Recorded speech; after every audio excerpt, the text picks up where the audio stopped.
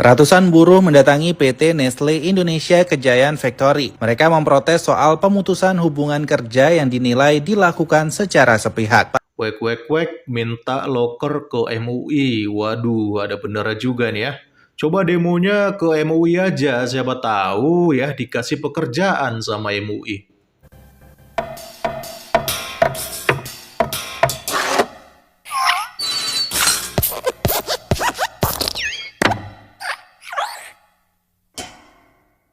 PT Nestle Indonesia melakukan pemutusan hubungan kerja atau PHK terhadap karyawan di pabrik Nestle Kejayan Pasuruan di Jawa Timur ya, pada akhir Oktober 2023 ya.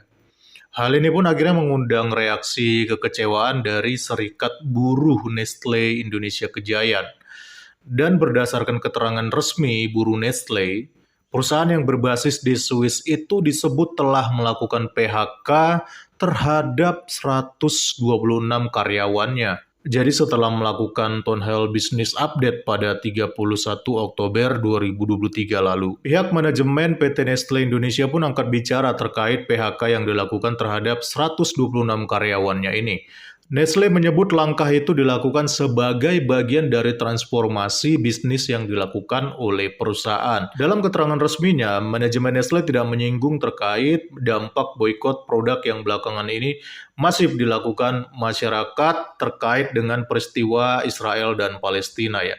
Dan memang mereka tidak menyinggung fatwa MUI nomor 83 tahun 2003, dan mereka juga tidak bicara secara terang-terangan mengenai hal ini. Tapi banyak opini yang bertebaran kalau pemecatan ini juga ada korelasinya dengan boikot yang telah dilakukan oleh MUI dalam mendukung Palestina baru-baru ini. Karena memang semenjak diberlakukannya boikot terhadap produk-produk Israel, banyak perusahaan-perusahaan yang berafiliasi dengan Israel itu mulai bermain aman ya.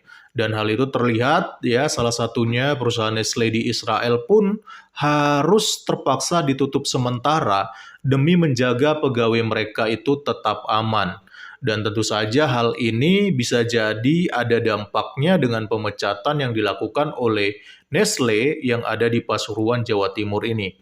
Karena mengingat maraknya aksi boikot yang dilakukan di Indonesia, yang tentunya itu bisa berdampak pada bisnis mereka. Dan untuk menjaga efisiensi perusahaan, maka dilakukanlah pemecatan terhadap 126 karyawannya. Alhasil banyak yang tidak terima dipecat, sehingga akhirnya mereka pun melakukan demo seperti di video berikut ini. Ratusan buruh mendatangi PT Nestle Indonesia Kejayan Factory. Mereka memprotes soal pemutusan hubungan kerja yang dinilai dilakukan secara sepihak. Para buruh yang tergabung dalam Federasi Serikat Buruh Makanan dan Minuman dan Serikat Buruh Nestle Indonesia Kejayan menggelar aksi di depan pabrik pada Senin 13 November 2023 dengan membawa spanduk dan poster berisi kalimat pembelaan terhadap buruh. PLT Sekretaris Umum VSBMM, Sigit Nugroho mengatakan, pihaknya meminta keadilan terhadap perusahaan yang dia sebut melakukan PHK sepihak terhadap buruh. Menurut Sigit, ada 126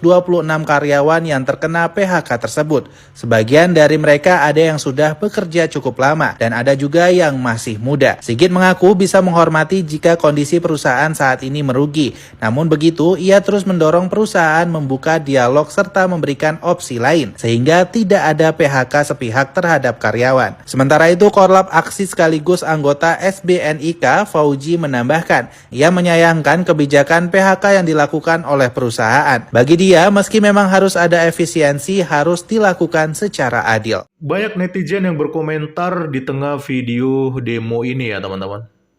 Wek, minta loker ke MUI. Waduh, ada bener juga nih ya. Coba demonya ke MUI aja, siapa tahu ya dikasih pekerjaan sama MUI. Nggak apa-apa nganggur, yang penting halal. Enak sekali ngomongnya ya. Nggak apa-apa nganggur, yang penting halal katanya. Rezeki dari Allah, bukan dari PT. Percaya aja dan jangan lelah berikhtiar. Nah, ini biasanya yang ngomong begini karena sudah punya pekerjaan yang enak, makanya dia gampang sekali ngomong begitu ya. Coba kalau seandainya dia yang ada di posisi bekerja di perusahaan milik Israel, dan dia juga butuh mencukupi kehidupan dia dan keluarganya, pasti ngomongnya beda lagi, nggak seperti ini. Nolong saudara sesama manusia yang jauh di Palestina, tapi saudara yang dekat setanah air kesusahan, bingung katanya. Ya itulah ironi di negara kita ini ya. Banyak yang lebih peduli yang jauh daripada yang dekat. Padahal kan kita bisa aja sebenarnya peduli dengan kedua-duanya gitu loh. Kita peduli dengan Palestina, tapi kita juga peduli dengan saudara-saudara kita sebangsa dan setanah air tanpa ada satu pihak pun yang harus dirugikan. Nah, itulah sederet komentar mengenai pemecatan yang dilakukan Nestle terhadap 126 karyawannya. Saya sih turut prihatin ya dengan mereka ya.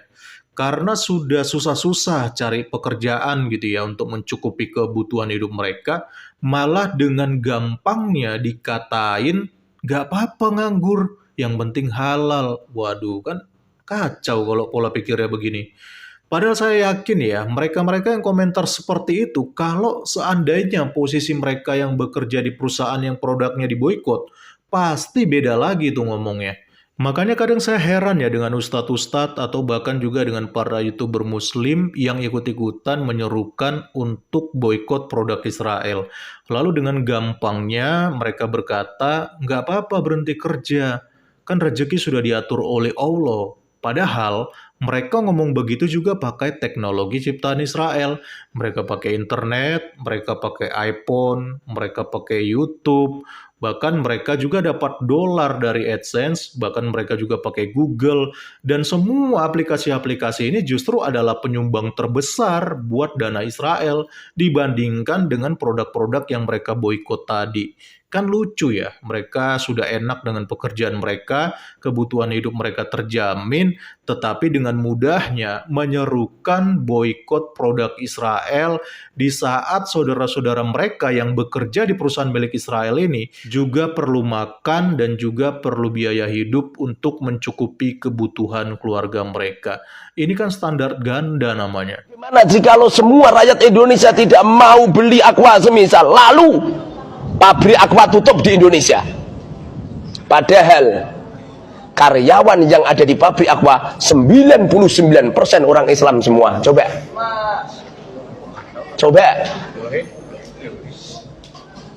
terjadi kontroversi, terjadi permusuhan global. Caranya nggak seperti itu, Kang. Dengerin ini, silakan Anda berfatwa. Cara pandangnya itu jangan satu titik, pandangnya itu orang banyak, demi kemaslahatan orang banyak.